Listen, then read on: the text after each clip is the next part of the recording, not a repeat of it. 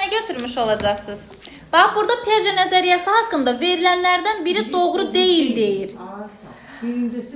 Piaget nəzəriyyəsində nə idi? Müstəqil öyrənmə var idi, elə deyilmi? Uşaq sərbəst edir hər şeyi, kömək olmadan. İndi baxın, burada deyir ki, öyrənmənin mərhələlərlə həyata keçirildiyini düşünür. Bu doğrudur. Niyə? Çünki Piaget deyir ki, uşaq yaşın ötdükcə öyrənəcək. Yəni 5 yaşında 5 yaşın xüsusiyyətini daşıyacaq. 7 yaşında 7 yaşın xüsusiyyətini daşıyacaq.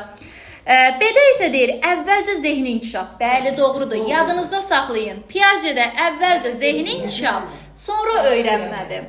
Sonra burada D variantı, səmərəli təlim iki tərəfin fəaliyyətidir. Bu yanlışdır.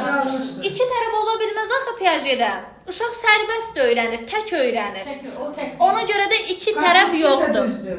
Bəli, onu da doğru götürürük. Yəni burada doğru cavabımız aid olmayan.